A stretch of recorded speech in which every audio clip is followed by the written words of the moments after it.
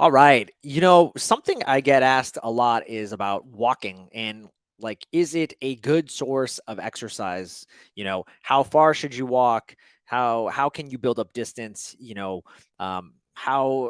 couple of the questions is how does walking contribute to, your wellness in terms of muscle tone, as far as a cardio workout? What about the low impact effect? Is it a good exercise for anyone? Does walking on a treadmill have its advantages versus being outdoors? What should the average healthy person aim for as far as miles in a week? Are rest days necessary? These are the main questions I get, and I'm gonna answer them all today. If you have any questions, I'm going live today, so feel free to to actually ask me whatever you want, and I'll be able to respond to you guys. But let's talk about exercise as a source of exercise. Like, is it even worth it? Well, I think for most people, and a lot of my clients too, they're inflamed, and so they can't even get to a certain. They can't. It would be ridiculous for me to ask them to go out and lift heavy and do something ridiculous, right? So walking is probably one of the most underrated exercise you could be doing, and nobody really does it. So let's talk about it. I love to talk about studies too, and that actually prove what I'm talking about, and that I'm not making this up. So in a clinical trial in 2021, actually, researchers looked at the risk for death in more than 2,000 volunteers they followed for nearly 11 years. And during this time, they tracked the number of steps they took and how vigorously they walked and the intensity. And what they found was that people who took an average of 7,000 to 10,000 steps per day had a 50 to 70% decreased risk of dying from any cause compared to those that were walking less than 7,000 steps. Now, the big thing is, now here's the interesting thing, because we always hear about the whole 10,000 step rule. The interesting thing that they noticed is that people who took greater than 10,000 steps a day, they actually didn't see any more benefit. So now the question is, do we walk 7,000 or do we walk 10,000? Like, if I only have to walk 7,000, why am I going to walk 10,000, right? And so is there an ideal number? And the answer is yes. Somebody wanted to know the exact same answer that you and many of us and other listeners want to know. And what they found was that another set of researchers showed that the health benefit plateaued at about 7,500 steps per day. So there you go. If you're looking to, and that comes out to about 3.5 miles, I believe. So if you're looking for a target, I know we've all been told 10,000 steps. Hey, 10,000 is a great number. Go for it if that's something you want to do. I won't tell you, I'm not going to tell you not to. Um, but, um, but yeah, I would say definitely. I'm sorry, I'm just checking the people that are live right now. Definitely shoot for 7,500. That's like the bare minimum that you need. Now, let's talk about how it just contributes to overall muscle and tone. Now, studies we've seen over and over again, right, that the more sedentary you are, the greater risk you are for getting any chronic disease, breast cancer, diabetes, cancer, osteoporosis. And the other thing about someone that's living a sedentary life is that it's going to affect your mood. And we see that the sedentary life increases your risk for depression by about 25% compared to people that regular exercise, which just makes sense. You can change your state by changing your body. Now, um, moderate physical exercise is associated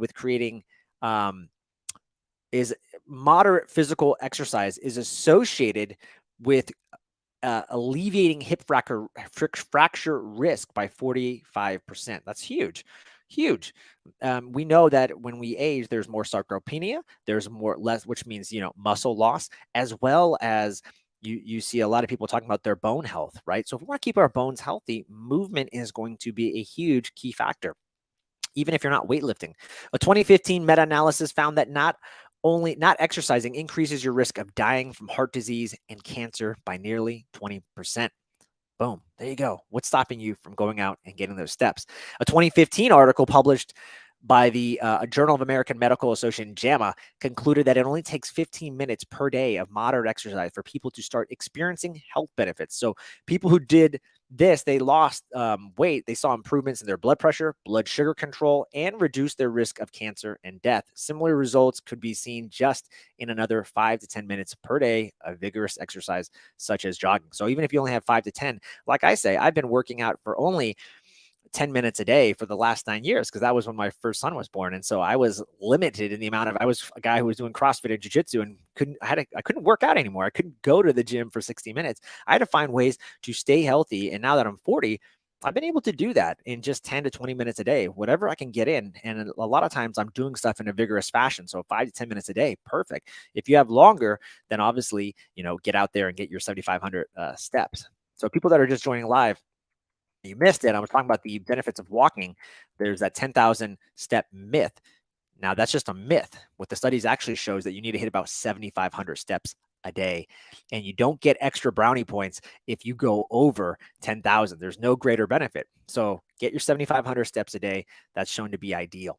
Let's talk about, obviously, is walking, it's low impact. So is it a good exercise for people that, for anyone who's mobile? Of course it is. I've seen all the effects, with folks, like I said, a lot of folks that I've coached and stuff, they're inflamed. And so walking is the only thing they can do. I can't ask them to go out and do some ridiculous CrossFit WOD. And, the thing about it too is most people, that's the thing that's funny is they only have 10 minutes a day and they think walking or doing some of these activities is a waste of time. But I just told you earlier, the sedentary lifestyle leads to depressed mood, right? And that's going to lead to other things such as the cancers, such as the osteoporosis. So if you only have 10 minutes, just think how much damage you can do. And it's such a benefit just for your mood state, right? Let's talk about, I get this asked a lot about treadmill. Should I be on a treadmill or should I be outside? For me, it's a no-brainer. Be outside. And the reason has nothing to do with the gait. I mean, that might be one thing, but really there have been great studies showing the difference between being outside in nature versus being inside. And there's a 2014 study showing just how your emotional health can be more beneficial from being outside. There are things that we know in terms, if you're outside, you could be grounding right now, right? You're getting the sun, you're getting vitamin D. Vitamin D is associated and correlated with higher immunity. The other thing is, the air outside, unless you're in Ohio, sorry, Ohio, but unless you're in Ohio right now where the air is disgusting, the air and the plants and the trees, they have like these phytocans that emit from the trees. And that's why you see like people in Japan talking about, they call it forest bathing, walking through the forest, getting that smell of the air.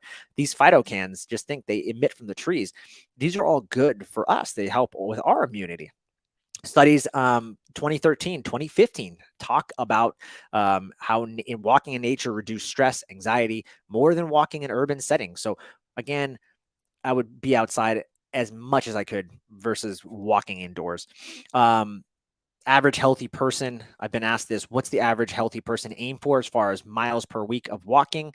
Again, 7,000 steps through about 3.5 miles per day. That's ideal. So add that up. And do you need rest days?